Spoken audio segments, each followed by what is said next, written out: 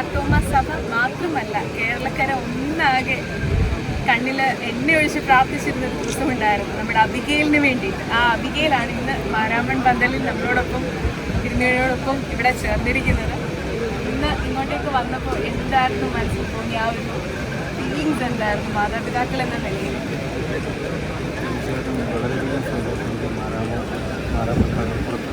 മന്ത്രിയിൽ കുഞ്ഞുമായിട്ട് വന്നു നിൽക്കാൻ സാധിച്ചത് ഒരിക്കലും ഞങ്ങൾക്ക് പ്രതീക്ഷിച്ചതാണ്. പിന്നീട് 21 മണിക്കൂർ ഞങ്ങൾ നേരിട്ടതായ ഒരു പ്രയാസം, ഒരു പ്രാർത്ഥന, ലോകം മുഴുവനും കണ്ണുനീരിലേക്ക് പ്രാർത്ഥിച്ച് പ്രാർത്ഥനയുടെ ഫലമാണ് ഇങ്ങനെ ആശ്രമം ഇടാൻ പറ്റിയിട്ടുള്ളത്.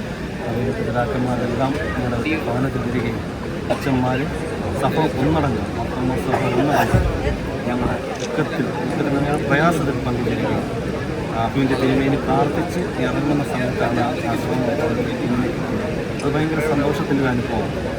പിതാവോടെ വന്ന് പ്രാർത്ഥിച്ച് കഴിഞ്ഞ് എൻ്റെ വൈഫിൻ്റെ കയ്യിൽ ചേർത്ത് പിടിച്ച് പ്രാർത്ഥിച്ച് കഴിഞ്ഞ് ഇറങ്ങുന്ന സമയത്ത് ഒരു മെസ്സേജ് ഒരു ആശ്രമം ഇങ്ങനെ കിട്ടിയെന്നുള്ളത് തീർച്ചയായിട്ടും വളരെയധികം സന്തോഷമുണ്ട്.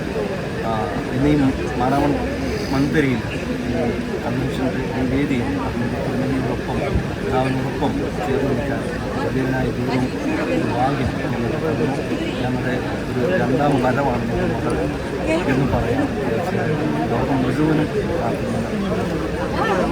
ആ ഒരു ദിനം ഇപ്പോൾ ഞങ്ങളുടെ മനസ്സിൽ മായാതിരിക്കുകയാണ്. എല്ലാവരോടും തിരുമേനിമാരോടും അച്ഛന്മാരോടും സഭ എല്ലാ ജാതിമതഭേദമേനി രാഷ്ട്രീയ ഭേദമേനി എല്ലാവരും ഒരുമിച്ച് ഹാപ്പി ആയിട്ടിരിക്കുന്നല്ലോ അല്ലേ? മാരാമണ്ണിലേക്ക് ആദ്യമായിട്ടാണോ വരുന്നത്? നേരത്തെ വന്നിട്ടുണ്ടോ? ഒരുപാട് നന്ദി, ഒരുപാട് അനുഭവിക്കട്ടെ. ഇനിയപ്പോൾ നമ്മളോടൊപ്പം ചേർന്ന് വേണ്ടിയുള്ള നല്ല സമയത്താണ്.